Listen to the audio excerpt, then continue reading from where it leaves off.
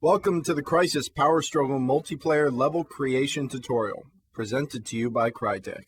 In this tutorial, we'll show you how to make a multiplayer power struggle map for the game Crysis.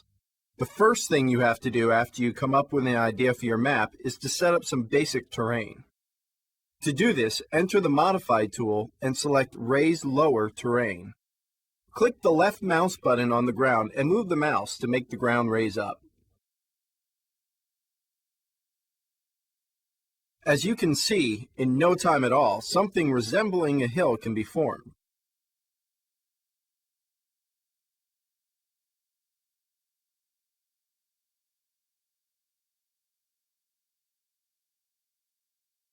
The terrain editor is a very simple and easy to use tool, and with a little practice, you'll be able to quickly and efficiently create realistic terrain, as you can see here.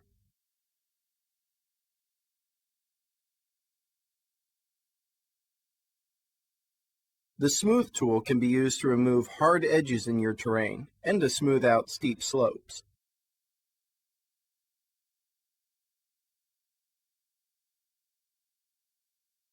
As you can see, it's very easy to create a nice little hill like this one.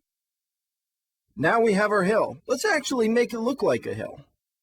To do this, we need to use the Layer Painter tool. Select a suitable terrain material and paint it over the ground. Now we have replaced the grass texture with a nice brown pebbled texture. But for our little hill here, we need to pick a good cliff texture. In this example, I chose Cliff White Gray out of the available library. For painting areas like mountains and cliffs, it's useful to set up a slope range for your material. In this example, I've chosen a range between 27 and 90 degrees.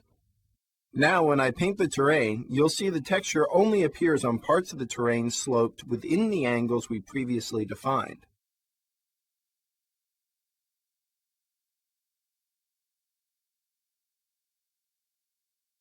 As you can see, this makes terrain painting very quick and easy, with great results.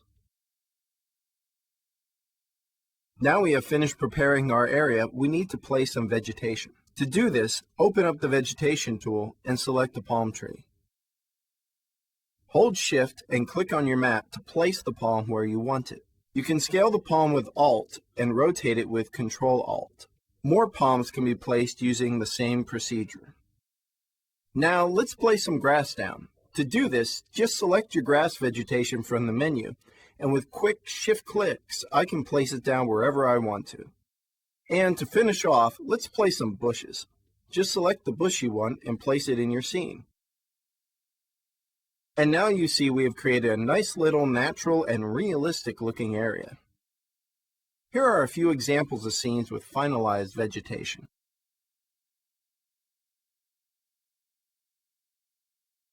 Another important tool for creating the structure of your level is the Brush tool. Simply drag and drop a brush out of the level library. In this case, a stone. You can scale a brush, rotate a brush, and move a brush. Brushes have different forms and shapes, from a wall to a whole building, all the way down to a simple sandbag. Once you have finished the brush placement in your level, it could look something like this. The basic game elements in Power Struggle are stored in the Prefabs library. A prefab is a group of objects and entities, in this case, a spawn bunker. To create a prefab, select all the objects you want to be in it and open the database view. Switch to the Prefab Library tab, then select the correct library. Now, save it by selecting Make From Selection from the Prefabs menu and type in a name. If you use the existing prefabs in the library for your level, then you don't need to do any level setup or scripting to create a fully functional Power Struggle map. Both teams in your Power Struggle map need some basic prefabs set up in your level so they can play. Firstly, let's place a headquarters. Open the Objects tab of your roll-up bar and select Prefabs. Open up the Prefabs library and drag and drop a headquarters in. The headquarters is the main game objective and has to be destroyed by the enemy team. A team-specific barracks building will be the main spawn area for each team and cannot be taken by the enemy. You can also use this building to buy equipment and weapons. Auto turrets are placed as the defense to your base and must be destroyed by the enemy team. A spawn bunker is a secondary place for teams to spawn and can be captured by either team.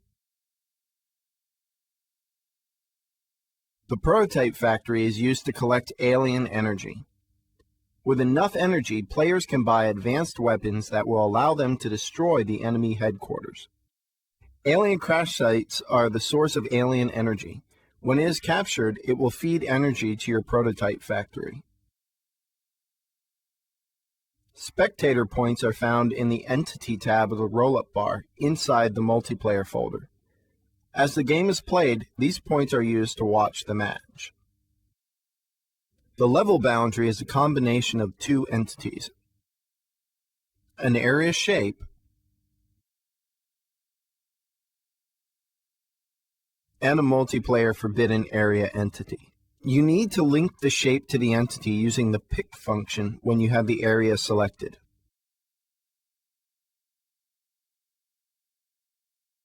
If everything is set up correctly, the player will be killed when he leaves the area shape.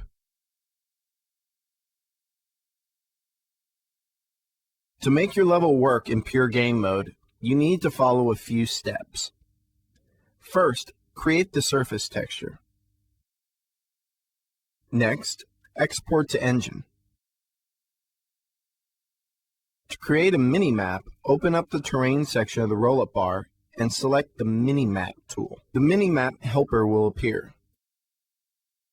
Drag the blue helper to the middle of your map and press the Use New Mini-Map Area button. Change the resolution to 2048 and set the camera height so it covers the whole area of the level. After that, press Generate Minimap. You will need to find the two files that are generated in the Game Screenshots Map folder of your game. You need to rename the XML file to match the name of your level. Then copy both files into your level folder.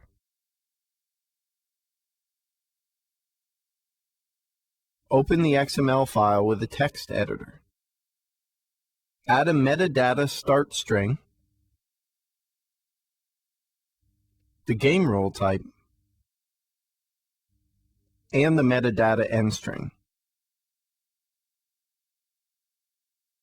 Now, save the file.